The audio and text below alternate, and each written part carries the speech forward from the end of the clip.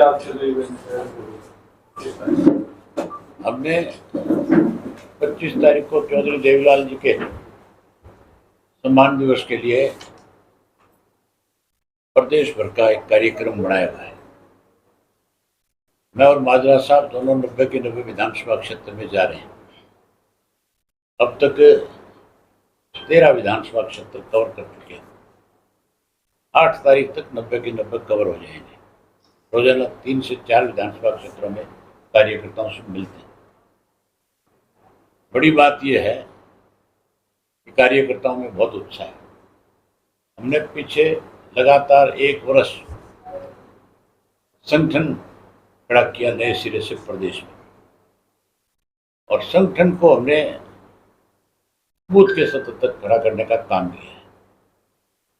हमने जिन भी पार्टी के साथियों की डिस्ट्रिक्ट में जिम्मेवारी लगाई, हल्के में लगाई, उन्होंने ईमानदारी के साथ अपनी जिम्मेवारी को निभाने का काम किया।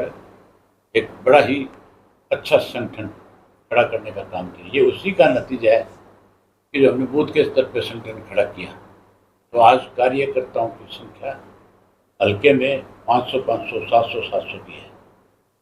जो जिम्मेवार व्यक्ति हैं, जो अपनी जिम्मेवारी पार्टी में अच्छे ढंग से निभाने का काम करेंगे।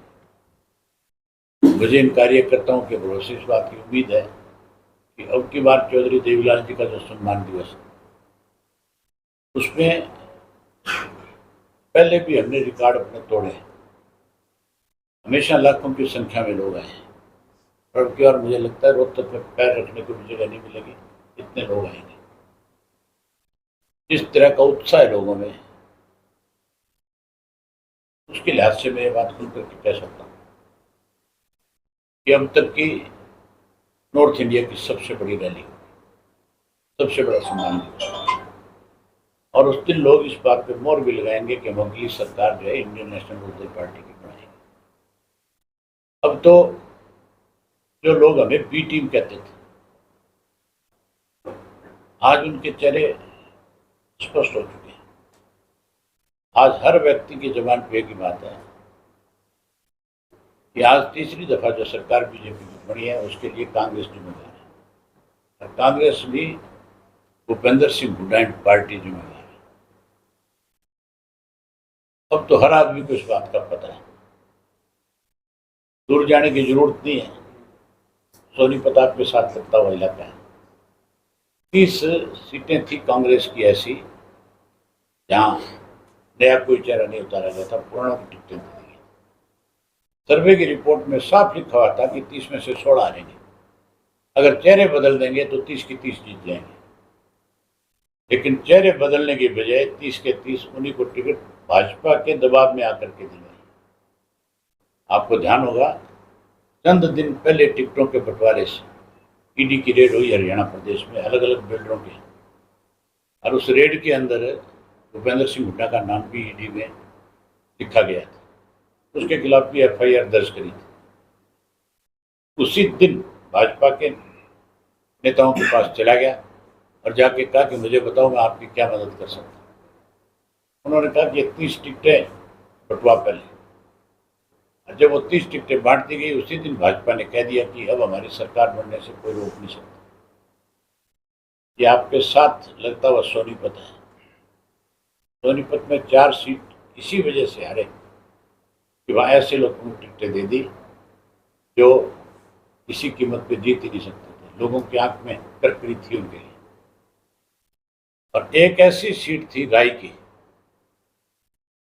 जहाँ जीतने वाले कैंडिडेट को टिकट नहीं दी, एक ऐसे को टिकट दे दी। टिकट देने के बाद उसके लिए वोट मांगने भी नहीं गए बाप बेटा दोनों, एक दिन में राय की सीट के ऊपर।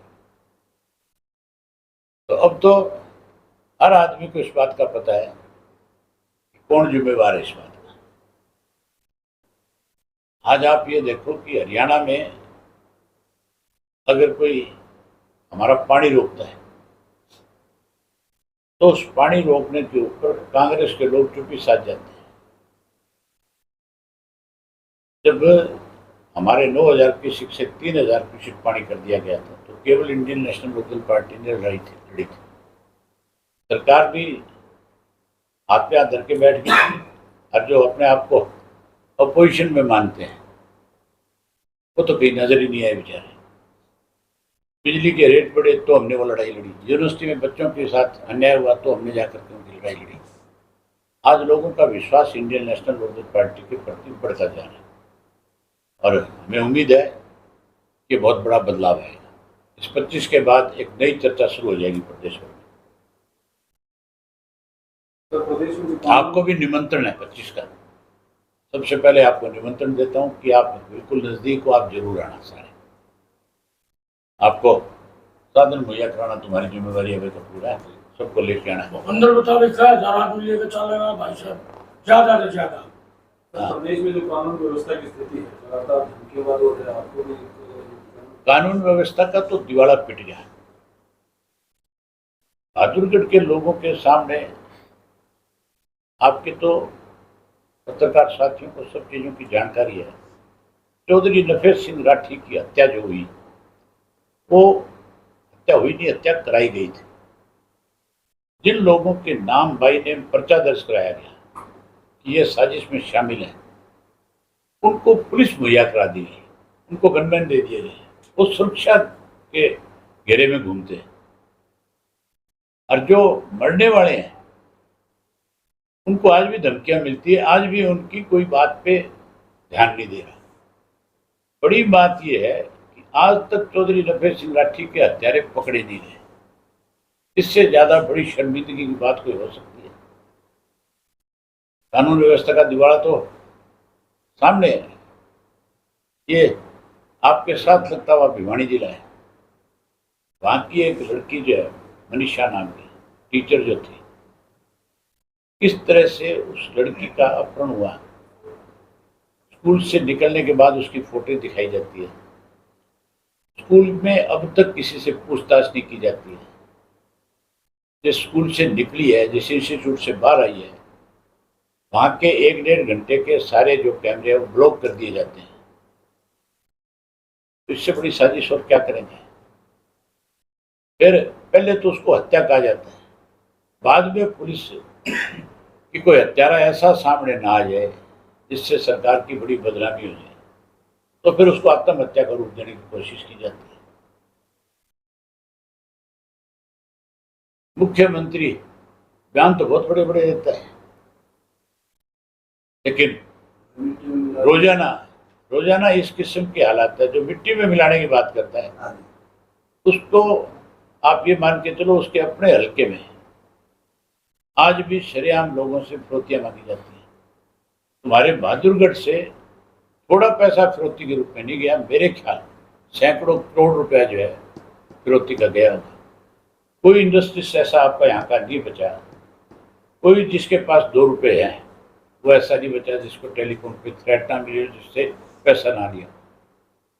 जब पुलिस में जाकर के कंप्लेंट करते हैं तो पुलिस वाले आगे से ये कहते हैं हमारे हाथ खड़े हैं, हम कुछ नहीं कर सकते। इसलिए नहीं कर सकते बेचारे वो कि अगर वो कोई कार्रवाई करते हैं तो फिर ऊपर से कोई ना कोई टेलीफोन खड़कते हैं उनके पास कि भाई आप इन पे अपराध नहीं डालना, आप इनको परेशान मत करना। ये तो सरकार करवा रही है सारा का सारा। सरकार की वजह से आज प्रदेश की हालत इसकी सकती है। निकम्मे लोगों के राज ताकत हाथ में है, सत्ता की ताकत है। मुख्यमंत्री अगर चाहे तो एक दिन में सफाया हो सकता है, 24 घंटे बहुत होते हैं। आपके मुख्यमंत्री बनने के बाद क्या आप उनको सुलझा? मैं तो इंडियन नेशनल लोकदल पार्टी की सरकार का जिस दिन ये जिक्र होगा कि गठन होगा, उसी दिन बदमाश चले जाएंगे, एक भी नजर नहीं आएगा। और कोई रह जाएगा तो शमशान घाट जाएगा। तो विधानसभा का सेशन शुरू होने वाला है, आपकी पार्टी की तरफ से क्या सेशन? लॉ एंड ऑर्डर के ऊपर सबसे पहले हमारी पार्टी की तरफ से जैसे ही दोनों विधायकों को बोलने का मौका मिलेगा, वो इस इश्यू पे सरकार को पूर्ण रूप से घेरने का काम। कांग्रेस की तरफ से कहा है काम रोको प्रस्ताव लेके आएंगे।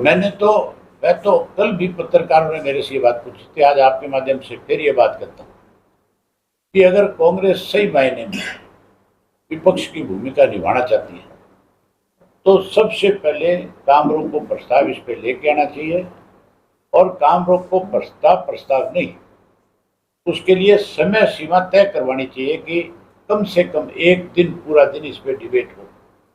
होता क्या है, काम रोको प्रस्ताव तो आ जाता है, स्पीकर 2 घंटे का टाइम फिक्स कर देता है। 2 घंटे में तो एक आदमी भी नहीं बोल पाता, अपनी बात पूरी नहीं कह सकता। इस पे कम से कम भी ये जो हाउस बुलाया गया है, ये एक लिप अप होती है। सिर्फ 2 दिन का हाउस है। पहले दिन तो मॉर्चरी होगी और उसके बाद जो हाउस अर्जन हो जाएगा।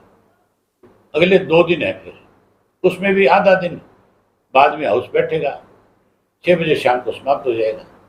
अगले दिन भी वही हाल है, जिसमें बिल भी आ जाएंगे, जिसमें क्वेश्चन आवर भी आ जाता है, जिसमें कॉलिंग भी आ जाता है।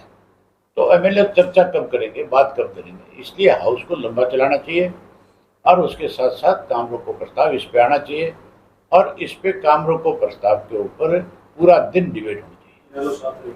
बिल्कुल, हम तो डिमांड करते हैं इस बात की। सर, इसमें तो प्रदेश भर में बारिश का माहौल चल रहा है, ये फसलें काफी खराब हो गई, कोई विशेष बदलाव नहीं है? कई जिले जो हैं, कई गांव चपेट में हैं इस पानी की वजह से। हमने पहले भी डिमांड करी थी, आज भी कहते हैं कि 50,000 रुपया प्रति एकड़ के हिसाब से किसान को तुरंत मुआवजा दे और उस पानी को निकालने की व्यवस्था करें। चोर मौसेरे भाई हैं, ऐसे बीजेपी वाले मौका लगते, कांग्रेस वाले भी नहीं बख्शते। एक ओपीएस की डिमांड बहुत पुरानी डिमांड है। हाँ जी, तो क्या आपकी लेकिन सरकार आने के बाद आप हमने, हमारे मैनिफेस्टो में थी और आगे जो मैनिफेस्टो आएगा उसमें भी आएगा।